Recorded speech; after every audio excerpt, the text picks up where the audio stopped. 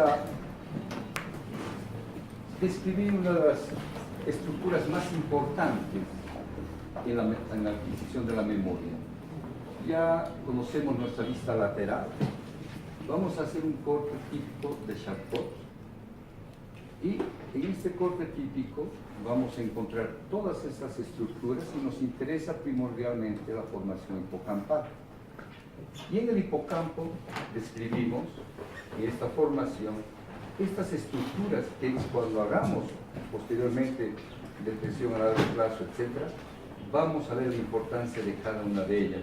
El hipocampo, la corteza entorhinal, el subcordinal, la corteza perizinal y la corteza parahipocampo. Bien, entonces, conociendo ahora nuestra estructura, vamos a estudiar la memoria desde el punto de vista más básico que existe. Cuando nosotros estamos, vamos a poner otro ejemplo que tenemos acá. Cuando, por ejemplo, a una persona le acercamos una mano y otra vez, en el primer intento va a haber un reflejo de cierre o de retirada, pero después de haber realizado varios estímulos, esto desaparece, ¿no es cierto? Nos hemos habituado. Bueno, entonces resulta que nosotros podemos describir que existen estos tipos de aprendizaje que se van a luego caracterizar como memoria. Y primeramente, un tipo de aprendizaje no asociativo, y vamos a ver el porqué, describe el cambio de la respuesta funcional que se produce con el tiempo en respuesta a un solo tipo de estímulo. El ejemplo del parpadeo. Bien. Y tenemos, o vamos a describir dos, la habituación y la sensibilización. En la habituación vamos a presentar un estímulo repetitivo y cada vez que presentemos el estímulo va a haber una respuesta cada vez más pequeña. Bien, mientras que en la sensibilización estamos tranquilos, viene un estímulo fuerte o un estímulo que no lo conocíamos y nos va a determinar una respuesta exagerada a los estímulos siguientes. Pero veamos esta parte. Este ejemplo me gustó y lo pongo así. Supongamos que vive en una casa con un solo teléfono. Bien, ya no existen esos, ¿no es cierto? Cuando este suena, ustedes corren, contestan, pero cada vez la llamada es para Pedro, para Juan, y no es para ustedes. Finalmente, después de que ha ido a contestar varias veces, dejará de reaccionar al sonido del teléfono y finalmente ni lo oirá. Ya no va más. En este tipo de aprendizaje, aquí está una llamada, otra llamada, se aprende a ignorar un estímulo que carece de significado. Entonces nos hemos habituado. Ahora, en la segunda forma de aprendizaje, que es la sensibilización, y podemos ver en esta gráfica, un estímulo intenso, o sea, estímulo, siempre una respuesta, y de pronto el estímulo se volvió más intenso y la respuesta que vamos a obtener es muy diferente a la anterior y es una respuesta exagerada a los estímulos siguientes. Entonces, de ahí los términos tan simples como aprendizaje por habituación o sensibilización. En el segundo ejemplo que vemos acá, la sensibilización, y nos sucede a todos, estamos distraídos, no vamos a pensar que necesariamente es de noche, estamos distraídos y, bueno, antes eran los apuntes, ¿no es cierto? Pero ahora es su celular, y este celular, y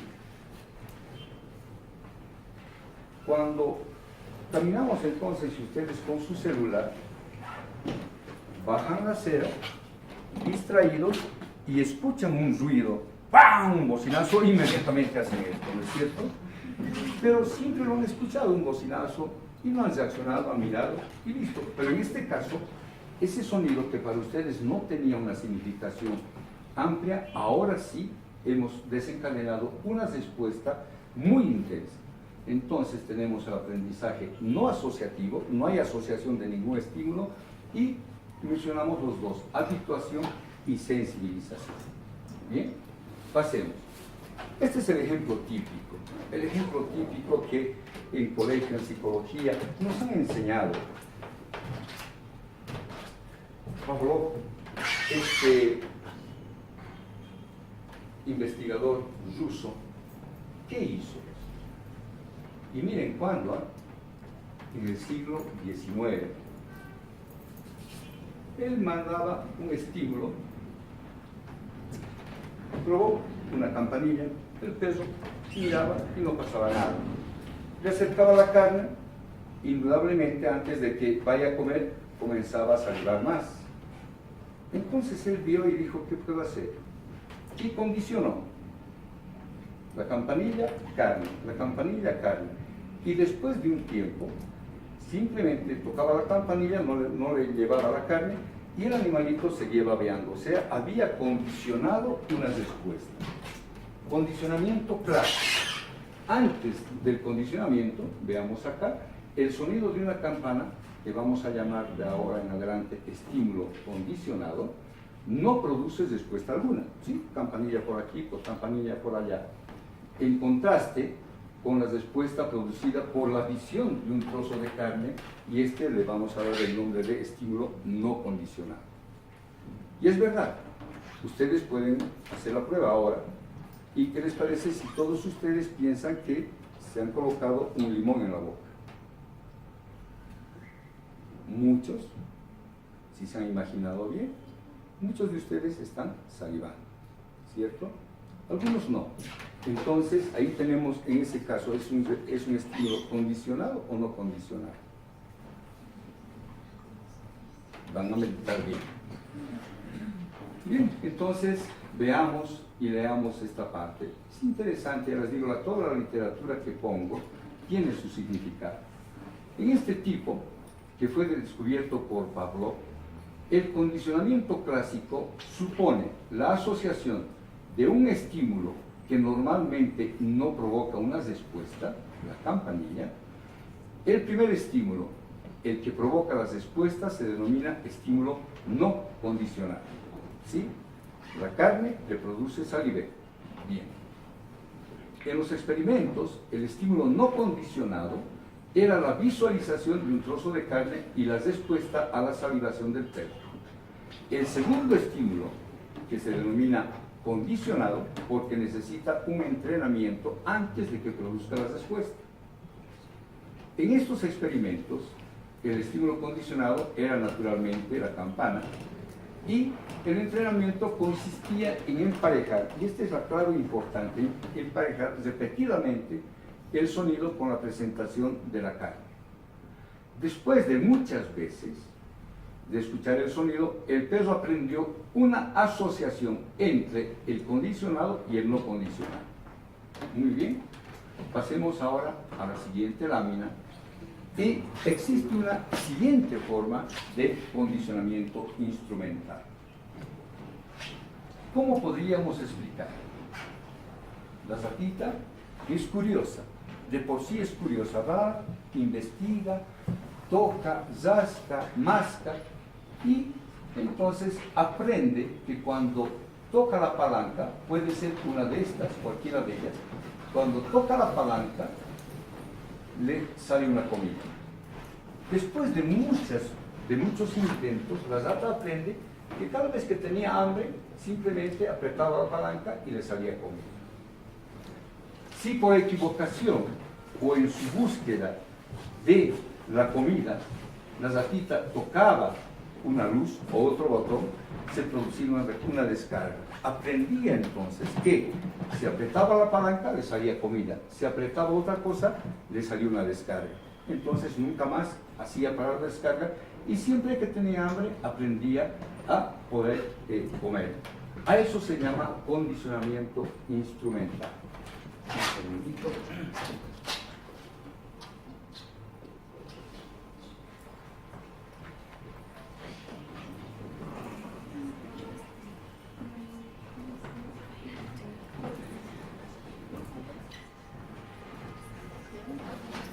Muy bien, experimentos.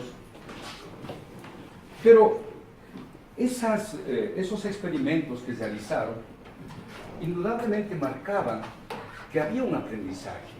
Todos nosotros podíamos aprender. Pero vino un señor muy llamativo, Campbell, que hace un experimento diferente. un experimento que nos va a marcar muchas de las teorías que teníamos en bases neuroquímicas y bases anatómicas. Y él agarró a este gusano, que se llama la aplicia. Y cuando se le presenta un chorrito de agua, inmediatamente cierra sus branquias y no permite la entrada del agua. Entonces, se vio que existe un reflejo, ¿no es cierto? El chorro de agua y inmediatamente el cierre de las branquias. Veamos acá, aprendizaje no asociativo, aquí no hay asociación. Sí, por ejemplo, lo que habíamos mencionado, nos soplan suavemente en el ojo, cesamos, pero si nos siguen soplando con algo que no nos lastime, un chorro de viento, al final ya no vamos a parpadear. Bien, en este caso con la aplicia, de igual manera se dirigía el chorro de agua hacia la región de la branquia, denominada branquia, y se producía la contracción. Bien, un sistema nervioso muy simple. Sistema nervioso simple, donde identifican las estructuras, ganglios de la cabeza, ganglio abdominal, y se menciona un circuito entre ambos. Veamos la ampliación del ganglio abdominal y encontramos que en este ganglio existen unas neuronas que se llaman L7, le han denominado así, y los nervios del sifón que van a dirigirse acá. Bien, la información sensorial procedente del sifón, de este lugar, se desplaza a lo largo de un nervio hasta que entra a la región del sistema nervioso, donde la información ahora se distribuye a motoneuronas e interneuronas. Una de ellas, esta que se llama L7, recibe impulsos sensitivos monosinápticos desde el sifón, desde acá, y esta célula inerva a los músculos para que se produzca la retracción branquial. Muy bien, entonces, chorro de agua, sensibilidad, va a estos ganglios y la neurona inerva los músculos y se produce el cierre de estos. Bien, aislaron y determinaron que existe, este es un sistema simple, piel del sifón, chorro de agua, una neurona sensitiva, hace sinapsis con esta neurona motora que inerva al músculo, por lo tanto, cada vez que reciba información, con esta sinapsis se logra la contracción del músculo branquial. Muy bien. A este sistema simple experimentan y colocan dos electrodos aquí de estimulación y un electrodo de recolección de la información. ¿Qué observan ellos? Un estímulo repetitivo. 1, 2. Vean ustedes que la magnitud del estímulo siempre es el mismo. No ha cambiado. El primer estímulo produce esta respuesta. El segundo estímulo, una respuesta menor. Y así, paulatinamente, ante estímulos repetitivos, la respuesta en esta neurona postsináptica es cada vez menor. ¿Qué tipo de aprendizaje habríamos descrito acá? Una habituación, ¿no es cierto? Se ha ido habituando paulatinamente a estos estímulos repetitivos. Bien, estímulos que de hoy en adelante, y ustedes ya conocen, todo potencial producido en la siguiente neurona postsináptica se denomina o potencial postsináptico excitatorio o potencial postsináptico inhibitorio. Muy bien. Descrito el reflejo simple, ellos agregan una otra neurona que está localizado en la cabeza. El sifón va a producir lo que hemos mencionado y agregando ahora una otra neurona, observamos que la respuesta es diferente. Veamos. Para causar la sensibilización de este reflejo de retracción branquial, Cande, premio Nobel, aplicaron una corta descarga eléctrica en la cabeza de la aplicia. Muy bien, produce la retracción branquial exagerada en respuesta a la estimulación del sifón. Entonces, cuando se producía el estímulo hacia el sifón y estímulo sensibilizante en la cabeza, la respuesta que nosotros obteníamos era muy superior. Esta estaba sensibilizando entonces a la respuesta mayor del músculo branquial. Bien, hemos agregado entonces un segundo factor que es el estímulo sensibilizante, su estímulo natural que produce este reflejo y un estímulo que va a producir una respuesta mayor. ¿Cómo explicamos ahora esta característica? Analicemos la figura, que conocen muy bien ya lo que es una sinapsis: elemento presináptico, elemento postsináptico, el receptor en el elemento postsináptico, la vesícula que ha migrado y vierte el neurotransmisor, y en el ejemplo de la aplicia, el neurotransmisor descrito es la serotonina, 5-hidroxitriptamina. Podemos leer nosotros esto y decir que cuando viene el potencial de acción, va a permitir la entrada de calcio, permite la migración de estas vesículas, se libera la serotonina, activa a este receptor de la serotonina, que es un receptor metabotrópico que se llama proteína G, y va a activar a un segundo mensajero. El segundo mensajero es el AMP cíclico, y como segundo mensajero hace la producción de una proteína sinasa A.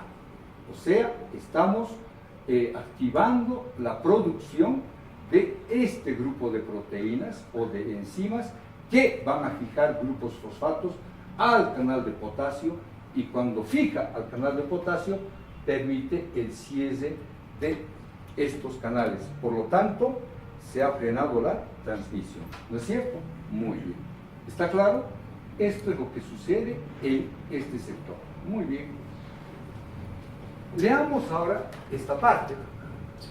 Tenemos un potencial de acción. Disculpen. Gráficamente vamos a explicar esto. Un potencial de acción que cuando alcanza el umbral de excitación se produce el potencial de acción, y en la fase ascendente, ya saben ustedes, se produce la entrada de sodio. Se está despolarizando, llega al punto de equilibrio para el sodio, y los canales de potasio se abren, se cierran los de sodio y comienza la despolarización. A la derecha, la llegada del potencial de acción permite la entrada de calcio, todo el mecanismo de la transmisión sináptica, se vierte el neurotransmisor. Bien, ¿qué pasa ahora si con esta sinapsis se cierran los canales de potasio? No estamos permitiendo la repolarización natural, estamos alargando la repolarización, por lo tanto el potencial de acción dura mucho más. Y efectivamente, cuando se ha producido en el ejemplo anterior el cierre de los canales de potasio, el calcio ha ingresado en mayor cantidad y se libera mayor número de neurotransmisores. La entrada de calcio estimula, estamos acá, estimula la liberación del neurotransmisor. En la parte C, una disminución de la conductancia del potasio después de que se ha producido este potencial, y en el canal D, los canales de calcio regulados por voltaje permanecen abiertos durante más tiempo. Claro, el potencial de acción está durando más, por lo tanto hay mayor liberación de calcio, más tiempo, y tenemos mayor liberación de neurotransmisor. Muy bien. Ampliemos y tenemos la descripción de lo que sucede a nivel antes y después. Observen claramente que el estímulo no condicionado produce la activación de la motoneurona a este nivel a través de una interneurona. Bien. El emparejamiento, ahora hemos hecho funcionar la neurona L29, ¿no es cierto? produce una activación del AMP cíclico, nuestro segundo mensajero, y va a permitir mayor entrada de calcio. Bien, entonces lo que estamos produciendo con esto es un aumento de la cantidad de neurotransmisor y una excitación mayor de la neurona siguiente. Eso llevó al desarrollo de técnicas que permiten un mejor estudio y comprensión de lo que sucede ahora en el ser humano. Una de las estructuras mejor estudiadas es el cerebelo. El cerebelo porque su característica histológica nos permite entender, comprender cómo se produce una red sináptica. La neurona más importante en la corteza del cerebelo es la célula de Purkinje. Y tenemos dos grandes entradas, las células o las fibras trepadoras y las fibras musgosas. Esas son las dos aferencias que se van a dirigir hacia la corteza. Las principales aferencias son las fibras paralelas, estamos acá, las fibras paralelas que surgen, que van a ir a las células cerebelosas, perdón, ¿dónde estamos? De las células granulares cerebelosas, y las fibras trepadoras que van desde la oliva inferior. Dos grandes aferencias. Sigamos. Y bien, nos vamos a complicar. Entonces señalamos dos aferencias, musgosas y trepadoras. Las fibras paralelas y las fibras trepadoras. Bien. Estimulación y una respuesta diferente. Este término, depresión a largo plazo, nos permite que la neurona esté inactiva durante mucho más tiempo del que normalmente está. El condicionamiento va a implicar el emparejamiento de la estimulación de fibras paralelas, podemos estimular acá, con la estimulación de fibras trepadoras. Ambas van a tomar contacto con la célula de Purkinje, las fibras paralelas con las dendritas y las fibras trepadoras con el soma. B. Gráfica de un experimento. Tras el emparejamiento, ¿qué significa? Que simultáneamente nosotros vamos a mandar un estímulo a las fibras paralelas y un estímulo a las fibras trepadoras. Tras el emparejamiento, entonces se produce esta depresión a largo plazo en respuesta a la estimulación de las fibras paralelas durante mucho más tiempo. Normalmente, cuando nosotros mandamos la estimulación por las fibras trepadoras, se produce esta inhibición. Las fibras o las células de Purkinje son por excelencia inhibitorias de la siguiente célula. Cuando mandamos entonces una estimulación, se va a producir una inhibición de la siguiente conexión. Pero cuando hacemos una estimulación paralela, redundando, de fibras paralelas con fibras trepadoras, obtenemos una depresión mucho mayor y más prolongada. Muy bien, seguimos. ¿Y cómo podemos explicar ahora esto? Hemos visto la presencia de fibras trepadoras, fibras musgosas, fibras paralelas. Y describamos esta figura. ¿Qué tenemos? A la derecha, célula de Purkinje, su fibra trepadora, y al finalizar la finalización de esta dendrita, la fibra paralela. 3 células, ¿no es cierto? Bien. Ampliamos esta sinapsis, la fibra trepadora, que hace sinapsis con la célula de Purkinje, y la fibra paralela. Algo más complejo que la aflición. ¿Cuál va a ser la respuesta que nosotros tengamos cuando estimulamos a la fibra trepadora? Se libera el neurotransmisor toma contacto con su receptor, se abren los canales de calcio y se produce la transmisión del potencial. Pero además, simultáneamente, cuando llega el potencial de acción, se abren los canales de calcio y tenemos una entrada grande de calcio. Dos elementos que están estimulando a esta célula. ¿No es cierto? Bien. La segunda neurona que describimos acá es la fibra paralela. Esta fibra paralela, en su sinapsis con la célula de Purkinje, utiliza un sistema de neurotransmisión mucho más complejo. Se libera el glutamato, esta es una sinapsis glutamatérgica, y sabemos por neurofisiología básica que el glutamato es excitador por excelencia. Y este neurotransmisor tiene dos tipos de receptores. Un receptor ligando dependiente y un receptor metabotrópico. El receptor metabotrópico, ya conocemos, actúa mediante una proteína G que va a activar a un sistema de segundo mensajero, se desdobla y nos produce el diacilglicerol y produce la mayor síntesis de proteína sinasa C.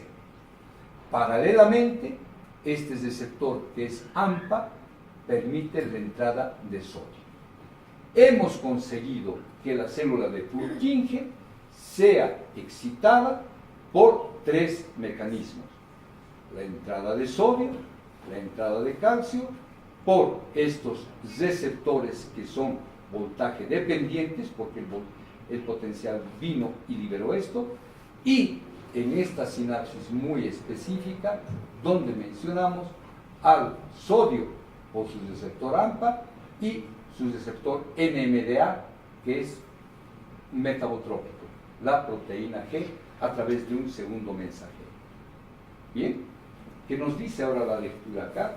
La activación de fibras trepadoras despolariza intensamente la dendrita de la célula de Purkinje, produciendo la activación de los canales de calcio, voltaje dependiente. 2.2. La activación de fibras paralelas produce la entrada de sodio a través de receptores AMPA, dos receptores para el glutamato, y la generación del diacilglicerol a través de su receptor metabotrópico, activa a la proteína sinasa. Bien, por lo tanto, estamos generando una depresión a largo plazo. La célula de Purkinje va a estar deprimida mucho más tiempo por la actuación de esta segunda neurona. Esta primera produce su potencial postsináptico inhibitorio, bien, y esta segunda va a mantener durante mucho más tiempo. Bien, agreguemos, para comprender cómo se ha producido ahora el emparejamiento, ¿no es cierto? Normalmente, esta es una actuación, pero aquí estamos produciendo una mayor sensibilización. Leamos, para comprender entonces, debemos centrarnos en la dendrita de la célula de Purkinje, en la que convergen estas dos señales. La fibra trepadora, esta de acá, hace sinapsis con esta célula, es muy potente y produce siempre un potencial postsináptico excitador que estimula a la célula de Purkinje para que ésta produzca un potencial de acción. Bien. Pero este potencial de acción con la célula siguiente inhibe a la célula siguiente. O sea, necesitamos estimular a la célula de Purkinje para que ella inhiba a la siguiente. Activa los canales de calcio regulados por voltaje que existen en la membrana de las dendritas, y la activación de estas fibras trepadoras se asocia a una oleada de calcio hacia el interior. Muy bien. La activación, bueno, aquí van a disculpar, repetí y no pude cambiar. El transmisor liberado tras la acción de estas fibras es el glutamato, lo hemos visto, y uno de los receptores es el AMPA. Interviene en el potencial postsináptico excitatorio para permitir la presencia de sodio en la dendrita de Purkinje. En resumen, lo que nosotros podemos ahora apreciar es cómo se produce una respuesta más prolongada, aquí está, más prolongada, para permitir que esta célula mantenga su información inhibitoria. ¿Tendrá su importancia? Hasta ahora no sé si han entendido.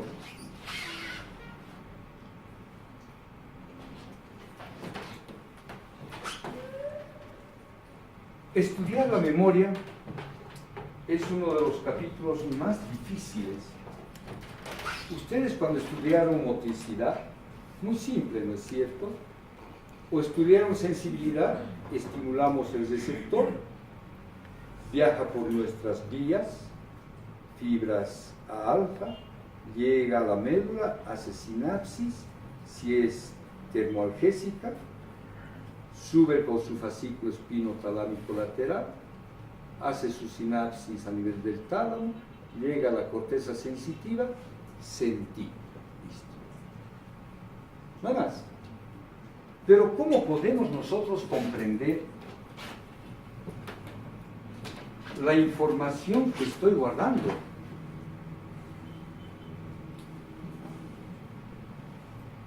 ¿Qué mecanismos intrínsecos se están produciendo? El cerebelo, la función que tiene es primordialmente de la coordinación motora, pero tiene memoria motora, porque el escribir mis actos complejos coordinados están almacenados en mi cerebelo para que cada vez que yo necesite hacer ese mismo acto, mi cerebelo memorizado manda esa información para que yo reproduzca el movimiento. He memorizado un movimiento, pero no he memorizado el tacto que me llegó. No, en la corteza sensitiva no. He tenido que memorizar en algún otro lugar esta información. Y para poder comprender entonces cómo se produce esta parte que es ahora la comprensión en otra estructura, hemos partido primero de la plicia. Hemos visto los reflejos condicionados. Hemos visto ahora cómo se puede mantener más tiempo una información. O sea, que nos está dando la característica de que puedo almacenar a corto plazo esa información. ¿Comprendemos ahora? Estoy almacenando mucho más tiempo esta información. Cuando no se produce el emparejamiento con estas fibras paralelas, la respuesta es esta y desaparece con el tiempo. Pero cuando hemos emparejado, estamos sensibilizando a esta neurona, obtenemos una respuesta de mayor duración, un tiempo más prolongado. ¿Y cómo podría yo resumir esto? He logrado entonces almacenar la información durante un tiempo más prolongado. Que una vez desaparecida el emparejamiento, se desvanece la información. Entonces, con este sistema tan simple como es la depresión a largo plazo, estamos logrando mantener la información durante un tiempo determinado. Pasado esto, se borra. Hemos explicado de una manera simple ahora cómo se produce el primer mecanismo de memorización de la información. Una gran parte de ustedes hace uso de esta información. 24 horas antes del examen de fisiología, leyeron las 300 páginas, pasa el examen y como no ha habido más emparejamiento, no hemos llegado a la siguiente fase, que es guardar la memoria a largo plazo. Y ese es un capítulo para el día lunes. Nos vemos el día lunes.